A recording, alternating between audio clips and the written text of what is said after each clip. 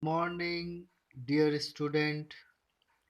Today in class 5 history, I am going to continue this chapter Eclipse and Major Temperature Zones, that is chapter 12.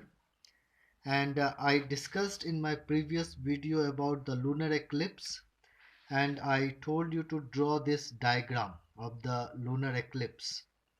And I had explained this. I hope all of you have understood. If you have not understood any part of this, then when my interaction class is there, you can ask me during that class. Okay, so that I can explain it. Now, in the same lesson, today up to here we have discussed. So today we will start about the solar eclipse. This is the diagram of solar eclipse you can see. Okay, in a solar eclipse, again we see that the sun, the moon, and the earth, they all these three are in a straight line. When moon comes over here, so moon cast a shadow because of the sun rays are blocked, and so this shadow is cast, and you can see that this shadow fall on the earth's surface over here. So over here it becomes dark, and so from here you cannot see the sun, so it is called uh, total solar eclipse, annular eclipse. And over here partial shadow is there, partial shadow, so over here it is partial eclipse. Now let me explain you from the book Solar Eclipse.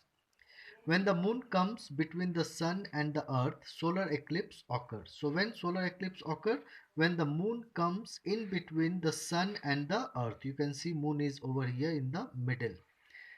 We know that the moon is nearer to the earth than the sun.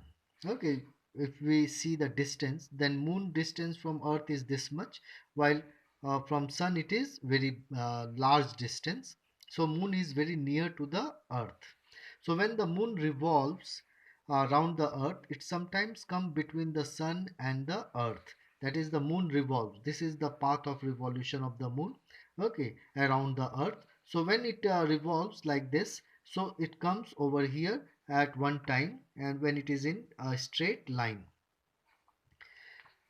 the rays of the sun cannot reach the earth. Over here you can see that it blocks the rays of the sun, and so this area do not receive the sun rays. So the rays of the sun cannot reach the earth over here. In other words, you can say that the shadow of the moon cast on the earth, okay, that is the shadow of the moon, okay, is cast on earth. Over here you can see this is the shadow. This is called solar eclipse. When the sun is completely hidden by the moon, it is called a total solar eclipse. Okay, for example, I will show you what is the total solar eclipse. Over here the picture was there. Yes, over here you can see this is the picture of total solar eclipse. You can see that this is the moon. Okay, and behind the moon you can see this white portion. This is the sun. Okay, so sun is completely hidden by the moon, and a small portion of the sun over here you can see which is lighting. This is called the ring, the diamond ring. Okay, this is called the diamond ring in total solar eclipse. Okay, so this is the figure of total solar eclipse. So this is called solar eclipse. When the sun is completely hidden by the moon, it is called total solar eclipse. So that was the picture of total solar eclipse.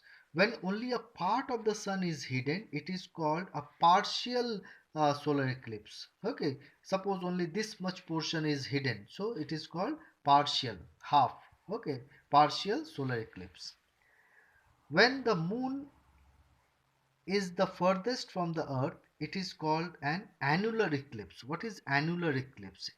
Okay, so when the moon is furthest from the earth, that is called annular eclipse. A solar eclipse lasts for a few minutes. It does not last for long time. For few minutes only solar eclipse take place. Then solar eclipse should not be seen through naked eyes because it is very harmful. Okay, so you should never see the solar eclipse with naked eyes. Special equipment should be used to see it. Okay, so at that time special equipments are sold in the market. So special glass is there, with that, because that glass will filter the rays, because at that time during the solar eclipse some rays that comes from the sun, it can harm the retina of the eye. So you should never see the solar eclipse with naked eyes.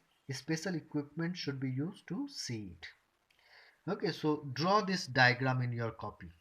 This is very very important. Okay, so draw this this diagram in your copy. Someday I will call you to in the school and I will see this diagram. Okay, so today we will be discussing up to here. The, in the next class, then second portion of the chapter, we will discuss about the major temperature zones of the earth. Okay, so three zones are there: torrid zone, temperate zone, and frigid zone. About this we will discuss in my next video. So today we will be discussing up to here. Draw the diagram. Okay, thank you, take care, bye.